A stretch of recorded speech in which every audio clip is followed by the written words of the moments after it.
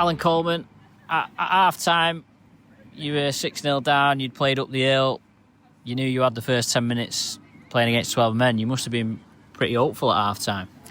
Yeah, we spoke about trying to pin them down because we felt as though we worked really hard out of yardage in the first half. Some sets we went 60, 70, 80 metres. So we said, let's flip it, let's see what they do, let's see what their energy's all about. It just doesn't quite happen. We give 2 yardage penalties straight away. And we just, when we do get opportunities, we've just not got the knowledge on the field in them pivotal positions for create anything. You know, we got caught 5, 6 times on tackle 5 with ball, and that's just not by having halves. And yeah, we was really positive at half time, and as you can say, I'm quite deflated, but not for their effort. I thought they worked really hard. Just, you know, look at the tries. You know, they score for kicking, it bounces back, and we don't deal with it with the big in goals, and then they score from the scrum, and it's a split 3-3, and they've got 1 in front of them, and we keep 3 and we get the numbers, and then freak bounce the ball and find space and an intercept, and you just think, but they tried, and that's the thing. I think last week and week before, I thought we defended really well today, I'll be honest with you, because they've got, you know, the drink water on there who's pivotal in that position, and we was every time we got the ball after a great energy set in D, we just first 2-3 carries were good, and then that next build-up play was non-existent, really, to be honest. I thought Oldham's line speed, their intent in defence was good, and that was partly what restricted you. Yeah, but I think if you look at our meters, we did really well on our meters. Yeah, they were quick off the line. We spoke about that. Really good kick pressure as well. But mate, I'm going to be totally honest with you now, and you know, we don't lose Joey Lyons. It's a different game altogether. You know, we put him on left with Ben just for have some shape, and you know, we've had to move everything around, and you lose JJ at 9. You know, you lose Benny Hartle. He's had to do like 70 odd minutes, and it's difficult for a young kid coming in. And I'm not disappointed with how we performed. I'm disappointed with the tries, but I'm really, really disappointed with what's happening at the minute. We just can't seem to get any luck, and that's truth. And I'm not looking for excuses. We're down in our luck, and it's just not working for us. I've never known anything like this. We've not got one fit half in the club now. Yeah, I mean, Lyons was. I mean, you're having to play Mike Fozzard in the halves anyway when he goes off after 8 minutes, and you could maybe associate that as the difference between the two teams in the end, because you had enough ball in decent areas, and you just didn't have that key to unlock their defence in the end. No, like I said, tackle 5 getting caught 4 or 5 times with ball. Matty Fozzard and JJ are best 2 nouns in this competition in my eyes, because when JJ starts and gets that aggression going forward, Matty Fozzard's strength is terrorising teams. And there was times where we could have got them today with that, but he wasn't in that position, and you know he gave it his best, and he's just been in there, and I'm sorry, no, you don't need to apologise. You put the jersey on, you worked hard. But we've got to be better as a club. We've got to have a look out there now, and I've got to be better as a coach, because I've got to work out like who we can get in here, because with Joey I'm hearing that's probably season ending, Gilmore's season ending. So there's no quick fix here. We've got to get something. We've got to look and bring somebody in, because we've showed today that we can defend, because our defence last 3 weeks has been brilliant, but we can't score points without a half, and we need to bring one in. I saw Will Roberts was wearing a boot as well, so I guess the prognosis on him isn't great. Yeah, well, I think he's out of it next week, but he'll be too quick for the turnaround. You know, I personally think we have to bring one in. We have to make him our own, and whoever that may be, whoever it may be, but we need one, because even if Deck comes back, they're still on the 1. And we've shown you can't play with 1. We need 2. Everyone's playing with 2, and we need 2, and we're no different. And I honestly believe if we can get 2 halves in, we'll be fine. We'll put some teams to the sword. You've at least got the week off next week, which I guess makes that, well, it gives you an extra week to find someone, I suppose. Yeah, there's not many about, I'll be honest, you know, and it'll be all night tonight, and all next. I'm going on holiday Monday for 3 days, but my wife's not going to be off because I'll be on phone. But no, you know, we'll make some calls tonight, and we'll put some things out there to see what there is. You know, that we've just got to ask, and it is what it is. But we've got to bring somebody in, and it's got to be our player. You made a switch half time. Joe Edge fullback and Jake Mason went to the centres. Was that, it wasn't injury related? Was that more to get Joe Edge in a potential kicking position? That's how I potentially read it. A bit kicking, but also Maison's been ill, is known. He's not done much pre-season, and just energy. You know, sometimes we went side to side, and he probably didn't have energy to do that. But Edgy is played an alt game. He's fit, but also his kicking game's really good at minute. Just for mix it up a bit, I thought may as well got some opportunities in centre as well. So that's the beauty of doing that. We just needed to try flick something really, and hopefully we could. And we had some opportunities. We went through field, but then when we do get in good ball, we lose ball on tackle 2 or 3 times at a time, and it's never going to trouble them. But I felt at half time we could crash over the line like we did against Toulouse, and we spoke about crashing over the line, and unfortunately we just couldn't get to tackle far. You could have done with Adam Lawton today. Yeah, we could. I just think, you Luke, you've got Rodri Lloyd in there, and then you've got Max Roberts, you've got Adam Lawton hopefully, and then Ben Condon. So it's we're quite blessed there. So a couple of them could go at middle as well for us. Our backline's looking good. It's healthy and it causes problems. One thing we've not got is halves, and they're probably the most expensive to buy, but they're worth the weight in gold because if they can get you over that whitewash, they're doing the job. I suppose it shows how quickly things change, because last week we were talking about Ben Condon arriving and you think he's going to play in the middle because you had a load of second rowers and he ended up playing in the second row. How did you feel that he went? Oh, he did really well. I felt for him a bit because he didn't really have that creativity. I believe if somebody can tie somebody in and he's going at halves and banged on the halves, they'll just tie in, and if we hit him, we don't. If we go round back, very similar to Adam Lawton. But I thought he showed today with how he carries ball, with how he defends, his potential offload. It'll be a massive plus to us, massive plus. I was really happy with how he got through the game, and adversity. Then I just said to him, "How did you find it?" He went, "Your group of boys worked so hard," which was really pleasing to see. How do you tackle this week off now that the players have the week off training? How do you handle that? Well, it'll be an optional, so it's our week off, so some guys can go away and do things. We desperately need to rest some bodies and get our medical staff in, so they'll be in. Our S&C will be in. There'll be some sessions planned if they want to do it, and a few will take that up. 100% they will. But first and foremost is he's trying to get. We've still not named a 21-man squad for weeks and weeks.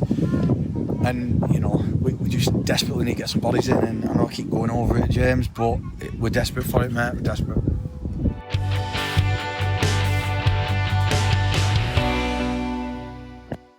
Hello and welcome to Widnes Rugby Chat episode 21 of 2025 with myself, James Gordon. I'm back from his holidays, is Mike Parsons, and how was it, Mike?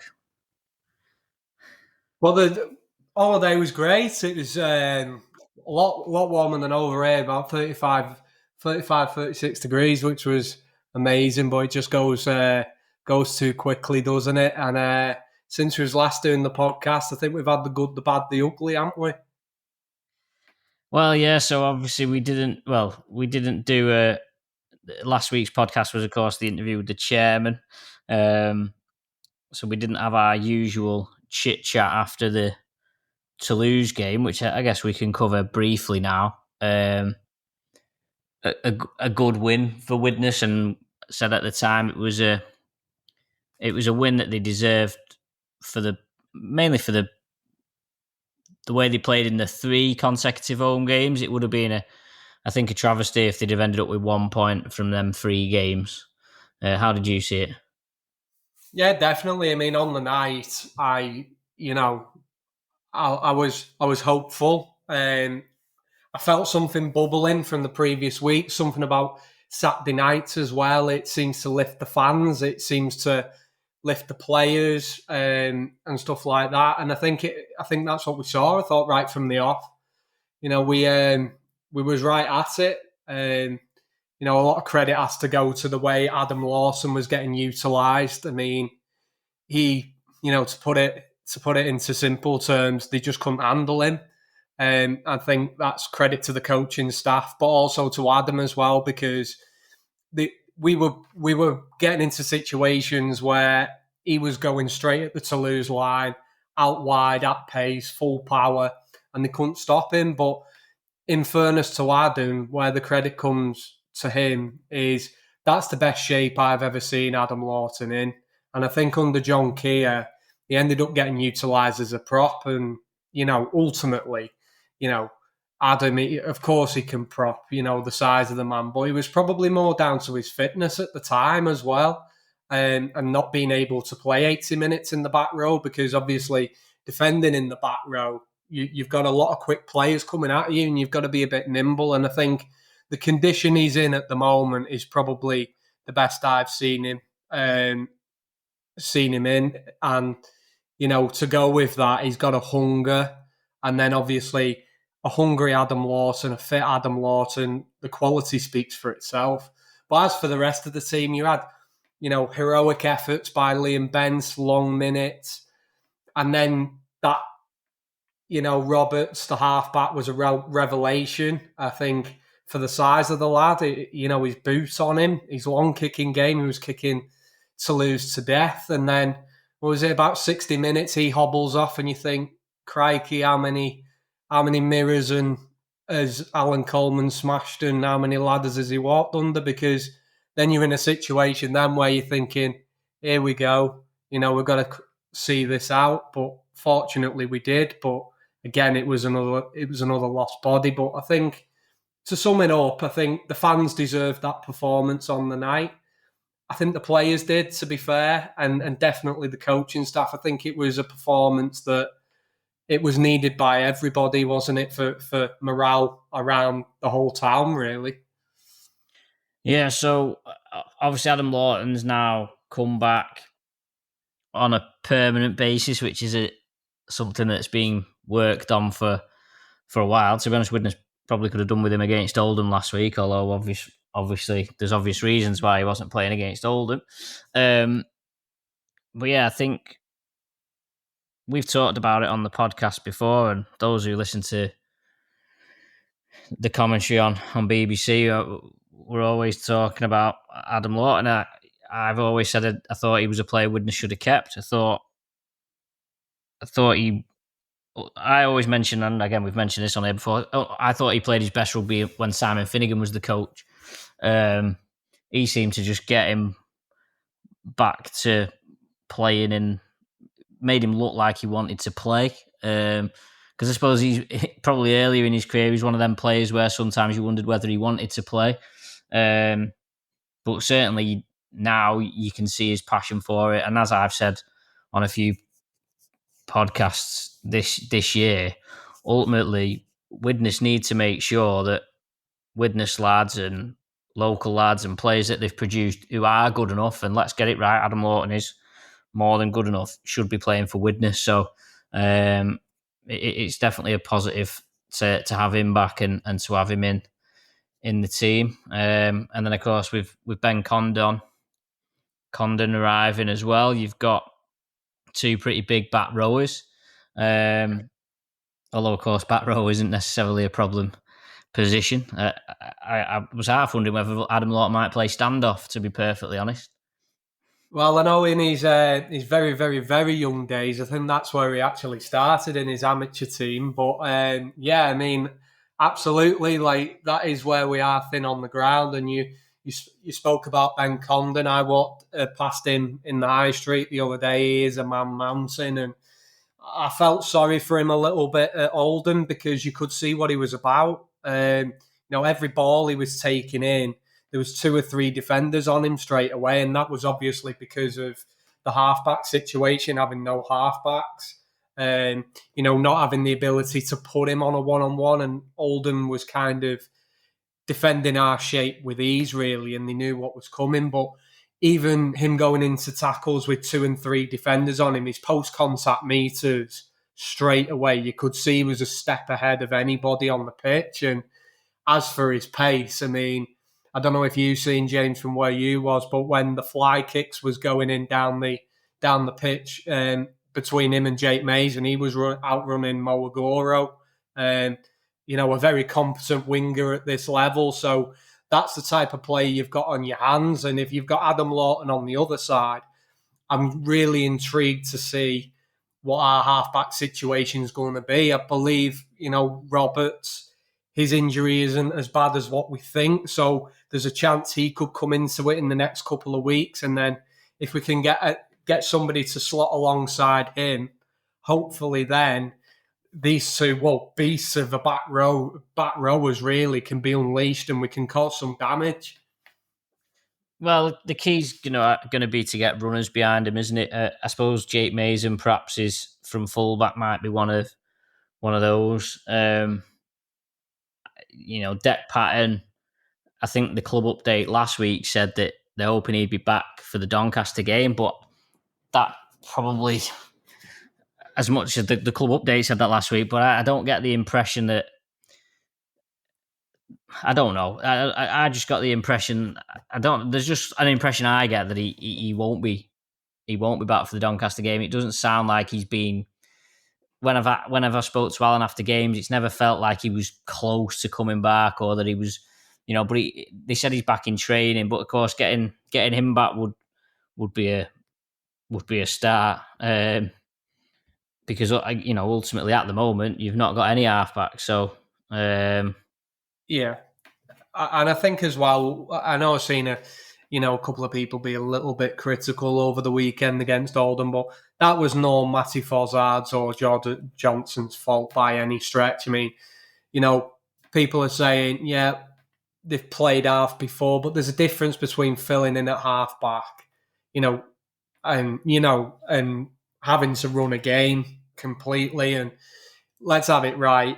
The completely different positions, and you've got to train to do it properly. And especially in Jordan Johnson's case, I mean, Matty, I'm sure, would have had the week to prepare, but he was obviously going to be alongside Joe Lyons, and his role will have probably have been you be a bit first receiver, and Joey will take it out wide, and then all of a sudden you're in this situation where, I mean, who'd have thought this at the start of the season that people would be arguing who's the best hooker, Matty Fozzard or Jordan Johnson, and here we are, and one standoff and one scrum half. I mean, you got a lot of money for betting of seeing that. I wonder whether in hindsight, and I know, Harthill didn't have a bad game. I wonder in hindsight if you could replay that match, whether you would change from having both Johnson and Fozzard at halfback and at least getting one of them back in at hooker, controlling the game from hooker. Because effectively, you've lost your halfback, so you've then got your hookers standing in at halfback, but then you've lost the person who's calling the shots from hooker. You've got your Harthill, the young lad, calling the shots from there. And I wonder whether in hindsight a better option would have been to put Johnston or Fozzard at hooker and maybe, whether Harthill could have played in halves or whether, Nick Gregson goes there or something. Maybe in hindsight that could have happened. I think Widnes missed a trick with the kicking game. Certainly didn't make use of the big in goal areas. And that was the one area I was really disappointed in, James, to be honest. Our last tackle plays. Yeah, and I think a few times there was, I think only once or twice really, there was I think Johnston did one on in the first half on the short side that was blocked by an Oldham player, but never really. I mean, to be fair, I don't think Oldham did particularly a lot of that. They had that, the first try, they obviously got off one, but neither side seemed to make the most of it. And yeah, I think you'll have heard from the Allan Coleman interview that Foz actually went in the changing room and apologised after the game, almost taking the blame for it. And Allan Coleman shut that down pretty much straight away. But it's clearly an issue now for Widnes without Gilmore and Lyons and Patton. You'd have to hope we'll be back for Doncaster, but at the same time, he's been out for a while. You don't want to be rushing him back if he's only half fit. Will Roberts was at the Oldham game, but he had a boot on, although Allan Coleman did say the boot's due to come off this week. So I suppose my position with Roberts is, I wonder if there's any, because we've known for a while, or the theory's been for a while, that St Helens have been reluctant to lend Widnes players because of the pitch. I just wonder whether will they have issues with Robert, given that he's played one game on the pitch and got injured. I wonder whether is that going to be an issue. Potentially, I mean, on the face of it, you'd have to say yes, but I suppose that comes down to the player and the club of what his situation is and the future he's got at St Helens. I'm not 100% sure of his circumstances for next year, but if he's a player maybe searching and wanting to go elsewhere, potentially they'll maybe, as that transfer deadline's getting closer to us, may give the player the opportunity to go out and showcase what he's about. And you'd have to think with Max being here and obviously how Allan has spoke about him, and absolutely rightly so, for the lad of his aims to come in. It was an audacity, wasn't it, really, the way he played against Toulouse. He wasn't bothered who he was playing against. He just took the reins and led us round the field brilliantly. And maybe Saints will give the lad an opportunity to, go and showcase what he's about. I mean, selfishly, I hope that absolutely is the case. But if his future after next year is with St Helens, then, you might be in a bit of a tricky situation. Yeah, certainly the way he carried the ball, the way he kicked was good. Played in a way that you like to see halfbacks play. I suppose the question is, if it's not Will Roberts or if it is Dec Patton, there's still going to be another one. Who is the other one going to be? Well, I know you wrote an article, didn't you, James? A couple of names through about. I think Kieran Tyree was one, wasn't he, here last year? But he's been in and around the squad before, but then didn't ever really get a crack at the whip, and there's probably a reason for that, if we're being honest and fair. Yeah, I wonder whether it's just. I think it's just probably a pure coincidence that he got released by Whitehaven last week. Because of work commitments, and I think it's probably just coincidence that Widnes have then been struck down at the weekend, and so people have put two and two together as, well, he's a halfback that's available, maybe he's the one that drafts in. As you say, he spent some time around the squad last season, didn't get kept on, but at the same time, because Patton was coming in, was there room for him in the squad as a fourth choice? Are you going to carry four halfbacks? Probably not. So it might not have necessarily been a case of him not having the. It might have just been a case he wasn't better than the three that were already there. But of course, now the three that are already there are all injured. So it might be that he's. I mean, we don't know exactly. The commitments that have forced him out of Whitehaven might be too much of a burden for him to even play for Widnes anyway. I think he was just an obvious one. A couple of people have thrown Danny Craven around. He didn't play for Oldham on Sunday. I believe his days at Oldham are done, and he's moving on elsewhere for next season. Whether there's heard on the grapevine he might be off to Sheffield. Whether there's an opportunity for him for the rest of the year, who knows? The deadline, the transfer deadline, I think is 1st of August. I think. So there's still a little bit of time to sort that out. But Oldham, I suppose the thing with I suppose the balance for, say, Craven as an example is, how keen are Oldham to get his salary off their books in comparison to how keen are they to let him go to someone who might be in the playoffs? That's a consideration. But other than that, there's not much floating around. Even Sorry, mate, go on. No, you carry on. The other scenario that obviously, as supporters, we're not aware of is, obviously we've got three halfbacks on our books: Tom Gilmore, Dec Patton, Joe Lyons. Now, we don't know as supporters, are they going to be there next year? Who's going to be here next year and who isn't? So there could be a scenario behind the scenes where they're thinking, right, one of them or a couple of them players are leaving, and we've got someone tied down for next year, potentially. Are the club going to consider maybe using the clout in the transfer market and try and get a signing over early, potentially? Who knows? That could be a scenario as well. Very difficult to do. But that seems to be Allan Coleman's preference to, and we've seen that with the previous signings. Gilmore's on contract next season, isn't he? But there has been Patton's only here for only on the 1 year deal, and you'd suggest that he's probably on decent money. He's only played a handful of games. Is keeping him a bit of a risk? I guess that's a question that you'd have to ask. But in terms of, I suppose the issue you've got is, yeah, you might be talking to a halfback for next year, but the chances are that he'll be playing for someone this year. And if he's playing for them, why would they let him go?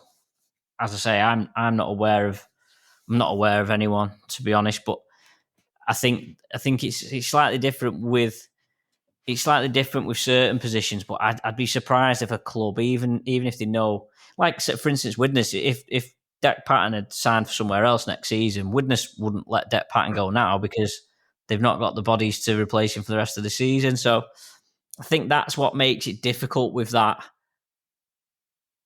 If you're going to try and get someone who's going to be here next year, unless it's someone who's coming from overseas or wherever, I think it's unlikely that you're going to get that, especially at the short notice that Widnes need. Ultimately, Widnes need bodies. He's fortunate that the week off's fallen this week, but they need someone in for the Doncaster game.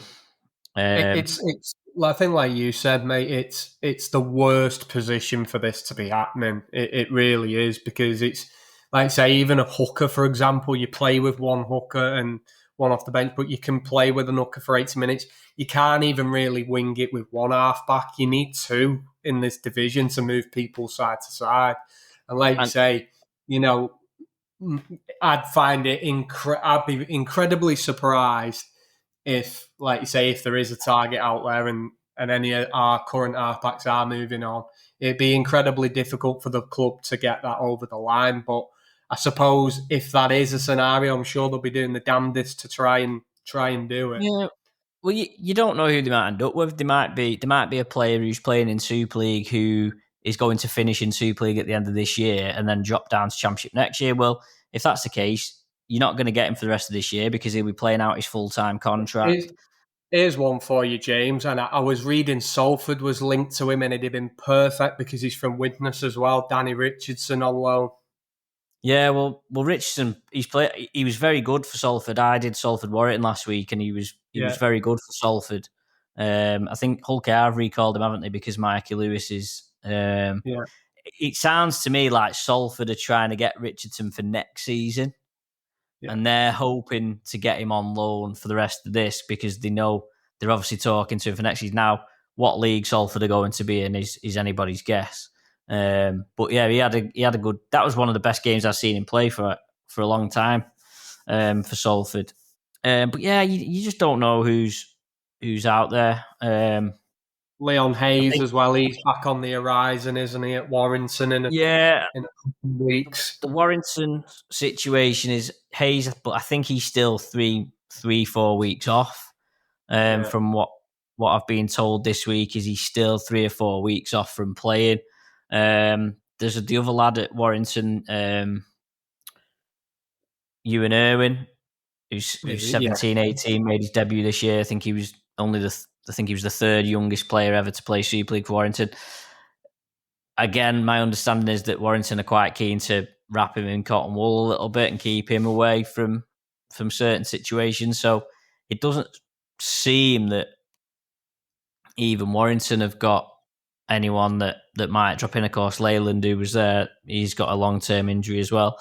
So it's hard to see where, and I think that's why people have clung on to the Tyra one, because I think it's hard to see just where else you're going to pull someone in. I think you're almost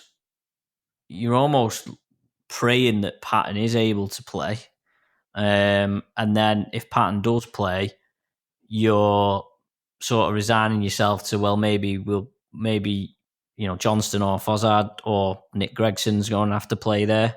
I actually don't mind Gregson there. I actually don't mind Gregson at standoff. I think for me, Gregson, mate, and it's an interesting one because I agree. Like, I think he plays that loose forward role for a specific purpose, and it's the way Allan wants to play in it. And like I say, he does take it to the line, and it frees up the halfbacks. But my concern with Nick Gregson is, for me, the Oldham game was a prime example. He'd have been my choice going there, not Jordan Johnson. But the lad seems to be needed to be interchanged. Yeah. He seems to need to go off, and it's like, I could be wrong, but I've not seen it too many times him playing 80 minutes. Well, I I mean, think and that's that's just maybe the probably reason because, why he hasn't played there. yeah, maybe. I mean, and that, to be fair, that's because he's the role that he normally plays. He's conditioned to play in that way. Yeah, it's tough because you actually then you're thin on the ground looking at options, aren't you, for who else can play there? I mean, it's I asked, it's even worse because you chuck Jack Owens there, you chuck Lewis Hall there, and they're not even options either. yeah, and that's the thing. You've almost got not only your halfbacks down, but you back up sort of makeshift halfbacks are also down. Like say Owens isn't there, Hall's not there. I partly wondered whether I asked the question. Mason went and played in the centres a little bit, didn't he? In the second half, and I partly wondered whether that was to try and get Joe Edge a bit central to give Joe Edge a bit of the kicking responsibility because he's got a decent boot on him. Do you know why I thought that change was made? I think it was because of Phoenix Lalu Tonga guy coming round the back, and he caught us on that scrum play, and I think it was the pace defending at centre on that side. It was. I think it was more because Mason he'd obviously been ill the previous week, so they were just trying to keep it fresh at the back. But yeah, so you just the problem Widnes have got is they've demonstrated this season that they struggle to score points if they've not got the setup right. If the halfbacks aren't there, and it's frustrating because of course they'd gone from that looking like that team who couldn't score points to then against Halifax, against York, against Toulouse, to looking like a team that could play. And actually, I think I still think if Adam Lawton had played for Widnes on Sunday, I think Widnes score points in that game. I think they had enough. I think they had enough ball. They just didn't have that directness close to the line. Yeah. And do you don't know what? I think some of that come down to the halfbacks because they was going quite lateral rather than biting it into was the very slow line and the quick pass to put people into space. I actually thought Oldham defended well. I thought Oldham played well. I thought Oldham's line speed and the way they tackled, I thought was good, and I thought they didn't give Widnes much to go at. To be perfectly honest, they were worth winning. I think you've got to credit them. Well, they can only play what's in front of them, and they was defensively sound the whole afternoon. Yeah, they were the better team, but I still think 24-4 flattered them, or 22-4, whatever it was. I'll be honest, James. Like if I'm Allan Coleman and I'm no coach, but most of our tries that we conceded, he'd have been bitterly disappointed too. The one off the scrum should never have happened. The first try with the kick, somebody should have booted it. Well, there was no rose there, but wherever. Booted it off the pitch.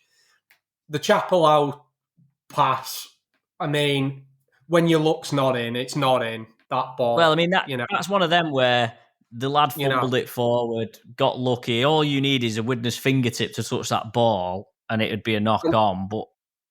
And then the Jordan Johnson interception was soft. Yeah, and it was telegraphed, and that was just desperation. So there's your 4 tries, really, and all of them, kind of your own worst enemy with, really.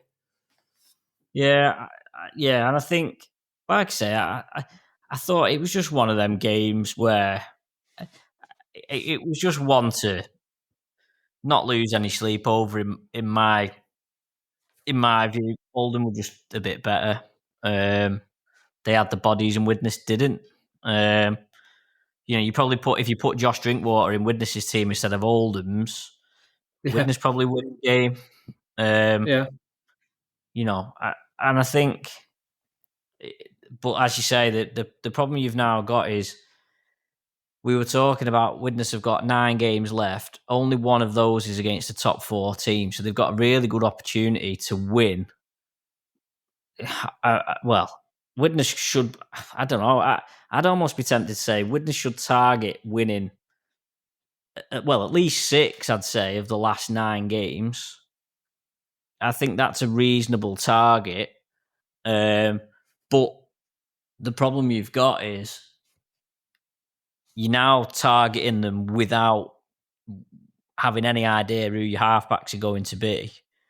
And what you haven't got is time, because once these games start going, you're edging closer and closer. You've got 2 home games coming up against Doncaster and Bradford. The Doncaster one's probably a must-win one, given where they are. I think Bradford's probably the one. Bradford's probably one of the 2 or 3 that you'd maybe take on the chin if you got beat. But at the same time, it's hard to. It's almost is it hard or unfair to make them predictions when effectively you 2 of your key positions in your team, you've absolutely no idea who's going to be playing. Well, that's it. That's the task the club have got right now as we're speaking, James. I'm sure they're digging into it to try and get a solution. But going back to the Mark Applegarth quote about, we'll be in the playoffs for sure. And, that come from a really good place. And obviously the Toulouse game, we have that in us. But where I've been sceptical about whether we would or not make the playoffs, it's not to do with anybody's ability, not coaching, not in the boardroom, and not players. It's the injuries and the shallow squad. And we've been scratching around all year. We've been chasing our tail. We've always seemed to be behind. And when you do that in a season and you're chasing yourself and you're chasing injuries and you're trying to scratch around for players, usually it just keeps going and it stays one step ahead of you. And, ultimately going into them games, like you've just said, ultimately you've got one hand tied behind your back when you look who's sat on the treatment table. And I don't care who you are, whether you're York, Bradford or Widnes, that is going to take its toll. And I've got to be honest, from this point, if we make the playoffs, it will be a mammoth achievement, because we're also, I think, minus 75 goal difference as well. So that's worth another point as well. So it'd take a mammoth achievement. And I'm not saying we're not capable, because we definitely are. You only have to watch the Toulouse game to know that. But we need bodies, and we need, in them run of games, to be going with some sort of team that plays together consistently. We can't be losing 2 or 3 players every week. Yeah, the key games are going to be Barrow away, Halifax away. I think they're, and probably Doncaster at home, to be perfectly honest. I think they're the key games. I think the top 4 will be the top 4, and then I think Featherstone look like the ones that you would back to finish definitely in the top 6. So I then think that the last spot is a shootout between Barrow, Halifax, Doncaster and Widnes, basically. But as you say, you just, if you were to back, if Widnes were playing the full team, then you would back them. But how long is it going to be? I mean, you're hoping that, can Jack Owens get back a week? I know they said 6 weeks. Can he get back 1 or 2 weeks quicker?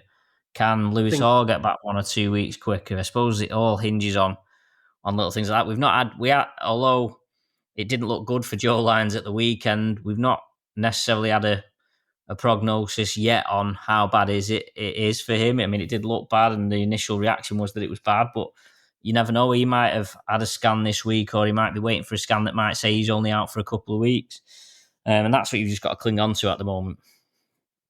That's it. That's all you can do, and plan with what you've got. Again, it's just a tough thing where we're speaking about these things. I mean, I look back to that Barrow game, the last game of the season last year, and then obviously going into that York fixture, and it just reminds you of the same thing, doesn't it? Where even if we do make the playoffs, you kind of you're kind of limping into it, aren't you? And putting players on the pitch who aren't quite ready to play. I think if you think back, Jordan Johnson was in that situation, Martin Riley, Callum Field, and we were done, weren't we? We could just about put 17 players on a pitch, and Yeah. and when we're talking like this, and you've got these games to go, even if we do get into that playoff mix, it's a tough playoff series, and you're hamstrung. The other thing is, well, is you're talking about that as that last game. Well, Widnes have basically only just about being able to get 17 on the pitch in the middle of the season, let alone at the end. And that's been the problem this season. It's a massive concern, mate. And look, I've been quite vocal on it when we've spoke about it. But next year, in terms of, for me, the things that need looking at the most is the strategy of going into next season, of how many bodies we're carrying, or if we are utilising the loan market, how we're going to do it. Because both sets of circumstances, have seen us end up in this position. Yeah, so Widnes' run of games then, it's Doncaster next Sunday, then Bradford the Sunday after, then it's Sheffield away, which Widnes haven't got a great record at Sheffield, but they need to be winning that match. Then it's Batley at home, then Barrow away, which I think is one of the biggest games left. Featherstone away is on a Saturday night, then it's Hunslet at home, Halifax away, which I think is actually going to be Halifax's first home game back at the Shea. They're currently playing home games at Odsal.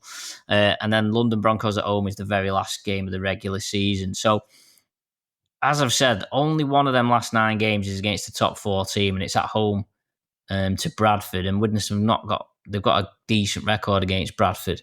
But whether the bodies are in place, who knows? Let's move on to predictions.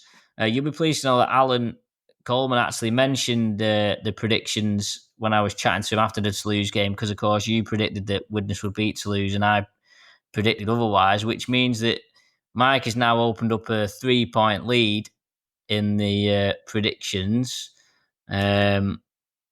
Tom Wood even give me a bit of credit as well in the bowler, mate. So it's certainly flavour of the month at the minute, mate. Yeah, you got lucky with that one. So let's look at this week. So Widnes no game, but there's the 6 games going ahead. Hunslet against Featherstone is a Friday night. I hope I don't get stuck in the traffic going to that one, because I'm going to Leeds St Helens. So I hope I don't get caught in the traffic going to Hunslet Featherstone. Look, I think Hunslet are in a bad way, aren't they? I mean, sack coach now, aren't they? They've been towelled a couple of times. What about Lee Gaskell? What about Lee Gaskell, Mike? Because he's at Hunslet, isn't he? Well, I'd take him, but I mean, the one I'd be interested in would be Lachlan Hennigan if you could get him out of there. But that'd be my choice. But it's whether you can get him out of there, and it's whether Widnes are interested in him. Yeah, it's always difficult. Would you take either?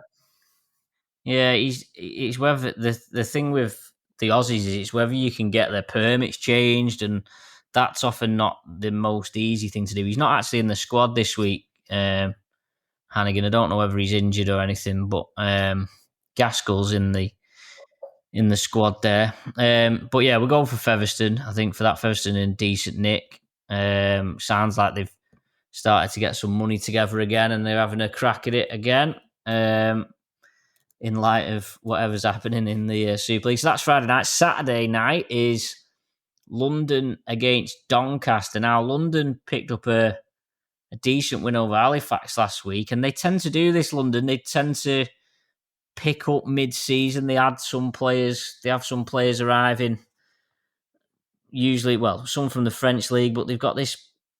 They seem to recruit mid-season every year. They seem to finish the seasons a lot stronger than they start. They do. Obviously, there's a lot going on as well. Rumours of whether they're going to be in the Super League or not. So I suppose, if they're going to do any more business, if they do get confirmation of that, then you think they wouldn't do any more because they wouldn't need to, if that's the case. The other interesting part of this is Doncaster have just been to Toulouse come back, and then they're going to have to go to London. That's a heck of a lot of travelling. However, I think if Widnes are not going to get in the playoffs, I think Doncaster will. So I'm going to stick and say Doncaster. I'm gonna back London. I'm gonna back London, and that will, if London do win there, that will then start to trigger the pessimistic ones within the fan base. Because London would then be 4 points behind Widnes, and all of a sudden there'll be doom mongers everywhere talking about the bottom four. Although I did say this on Twitter the other week, what happens if London finish in the bottom four, end up getting relegated to League One, but then get put into Super League, because then they'd have to relegate somebody else from the Championship. Well, this is no rugby league, James, and this is the Championship. So I'd go the bookies and put your money on, mate, because guaranteed this is the sport where that situation probably will happen.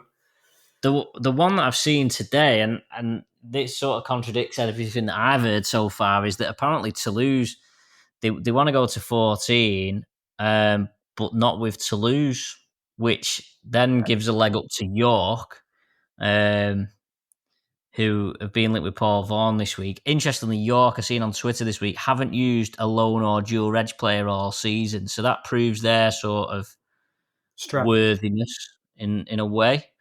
Yeah, and I admire that. But the other thing I will say to add to that is, if that is the case, I can't see Toulouse playing in the Championship next year. I just can't. No, and it's a complete waste of money, isn't it? It's a complete waste of money for them to play in it. What do they gain out of it? Because you're playing in the Championship, and it's a better standard, if you like. But how much money is it? How much is it costing them to play in a competition where you've got no chance of progressing anywhere? I must admit, it would be you'd have to say the writing would be on the wall for Toulouse if Super League goes to 14 and they're not part of it. 100%. I mean, for me, just brushing up on that, I think they should be in and London shouldn't be. If three are going up, how London gets it's AMG, isn't it? You know, it's I'm wasting my breath, really. But yeah, I just think I don't see it with York. I just don't see it. I just don't see it with York. I don't see the big fuss over it.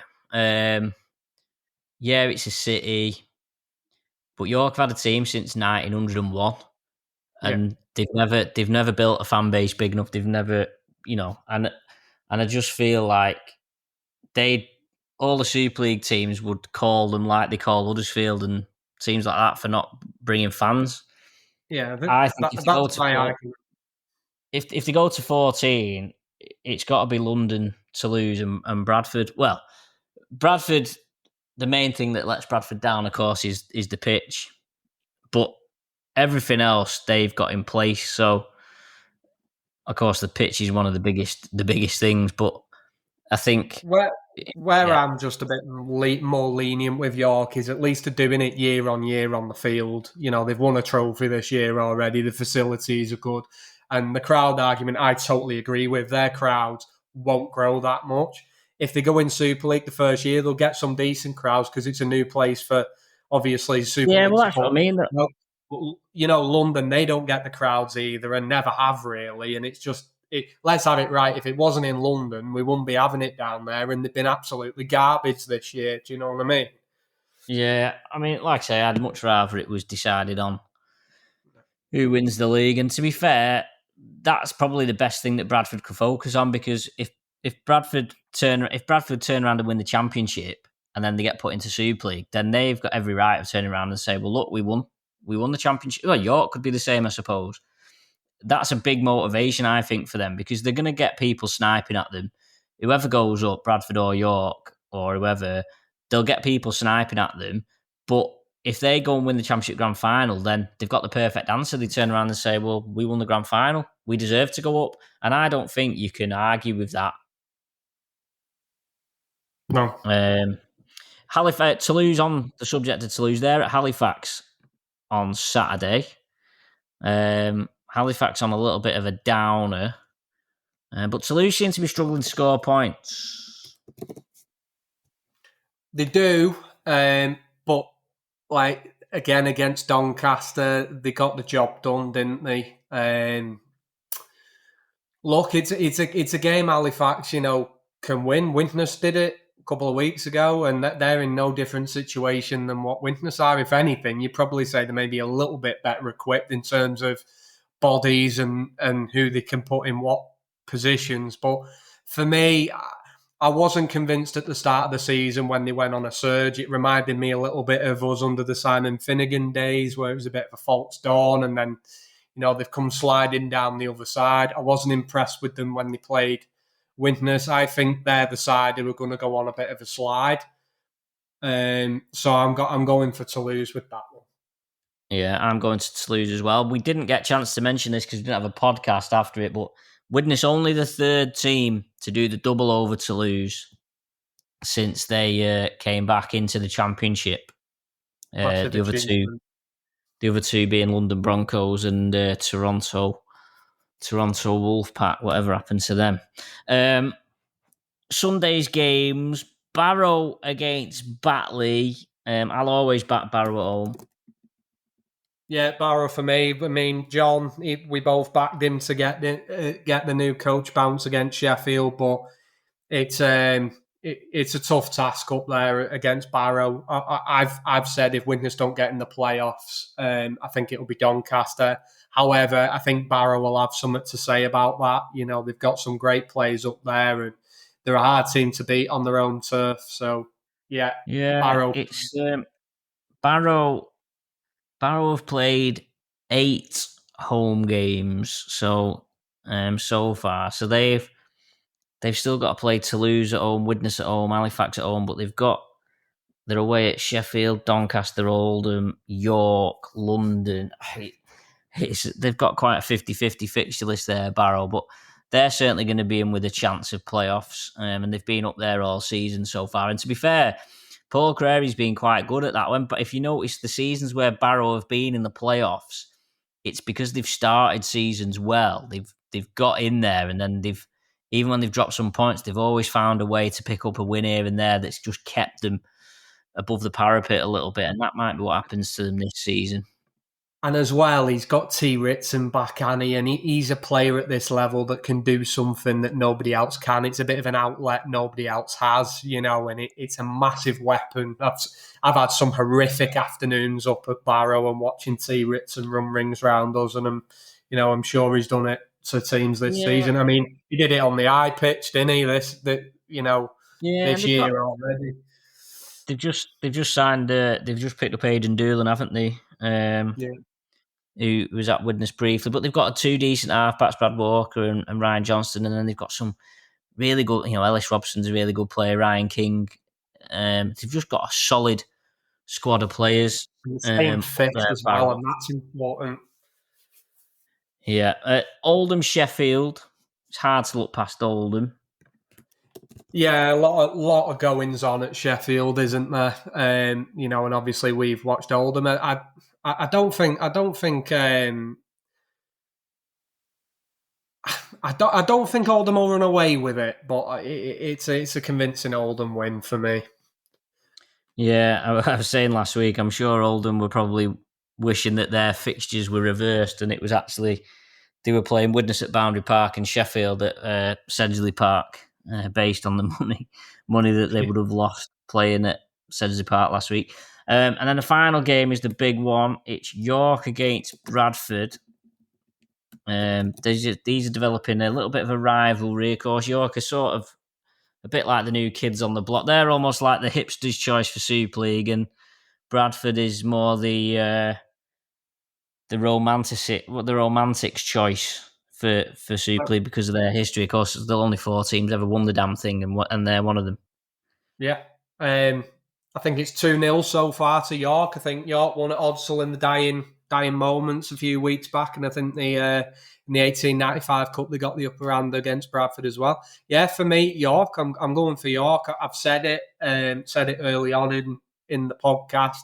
For me, York. If everybody plays at the best, they're the best team in the competition. For me, then they have a bit of everything: speed, size. a dynamic pack, not just a big pack, but a fit, physical one as well. I love the two halfbacks, Igano and Harris.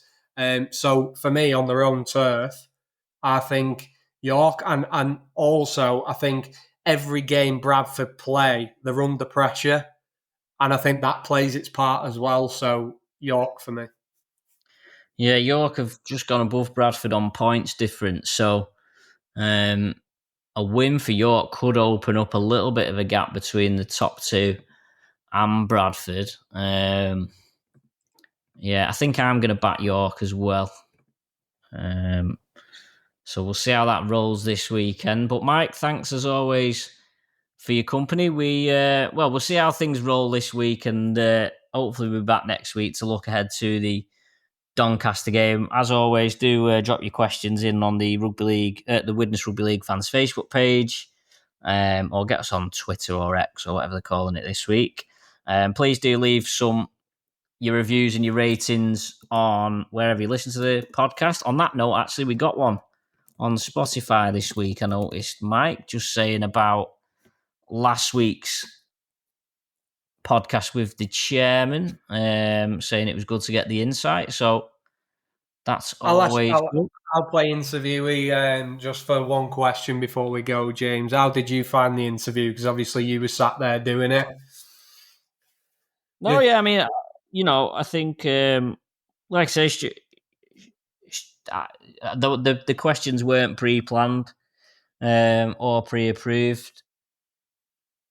Stuart, I asked Stuart if he'd be up for interview. He said, yeah. He said, what do you want to talk about? I said 2 or 3 topics, and we talked about obviously quite a few bits more than that. He didn't refuse any questions that I asked, and that's all you can ask for, really.